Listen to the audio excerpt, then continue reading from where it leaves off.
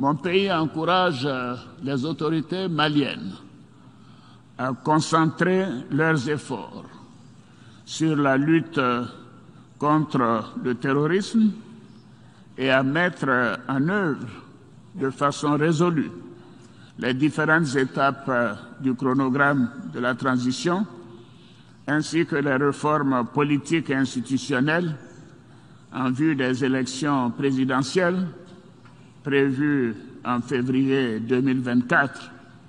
Je saisis cette opportunité qui m'est offerte pour remercier chaleureusement notre respecté aîné, son Excellence le Président Alassane Dramane Ouattara, pour les sages et éclairés conseils qu'il nous a prodigués dans son allocution mémorable à cette 77e session de l'Assemblée générale des Nations unies. Je voudrais le rassurer que les autorités de la transition malienne n'ont d'autres objectifs que de faire des réformes politiques et institutionnelles avant d'organiser des élections, tout en luttant obstinément contre le terrorisme. Ces réformes permettront d'améliorer la gouvernance et toutes les dispositions seront prises pour que la démocratie malienne soit la plus enviée au monde. Dans ce chantier, nous prêterons une attention particulière au troisième mandat, qui ne sera pas possible. Le troisième mandat.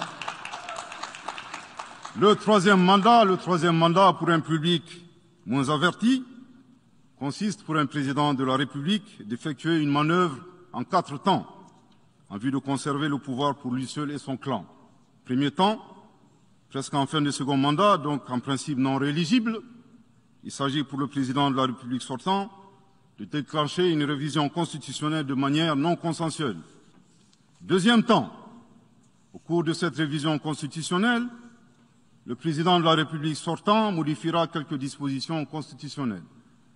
Troisième temps, une fois la nouvelle constitution adoptée, sur fond de crise politique naturellement, le président sortant devient candidat en violation de la limitation du nombre de mandats à 2. Sa candidature est alors justifiée par l'adoption de la nouvelle constitution et le prétexte est tout trouvé. La limitation du nombre de mandats à 2 concernait l'ancienne constitution.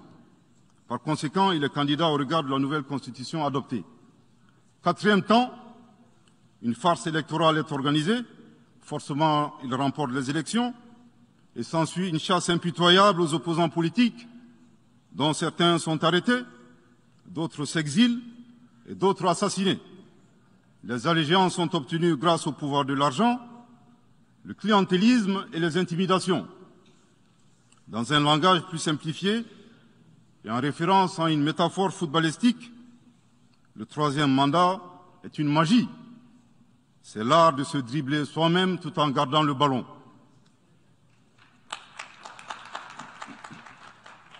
Excellence, Monsieur le Président Ouattara, vos conseils nous rappellent la triste histoire du chameau qui se moque de la bosse du dromadaire. Malgré les efforts tangibles de la transition malienne, dans la mise en œuvre des chronogrammes des réformes politiques et institutionnelles et celui des élections, salués par la communauté internationale, Madame la ministre des Affaires étrangères de la junte française, à qui le Mali n'a pourtant rien demandé, a estimé qu'il n'y avait pas eu de progrès, oubliant que nul ne peut aimer le Mali plus que les Maliens eux-mêmes. Sa position singulière et son adversité ne nous surprennent guère. Victor Hugo, dans Claude Gueux, a classé le genre humain en 2 catégories, en indiquant, je cite, qu'il y a des hommes qui sont fers et des hommes qui sont aimants. Fin de citation. Madame le ministre, dont il s'agit malheureusement, n'est ni fer, ni aimant, elle est hideusement sui generis.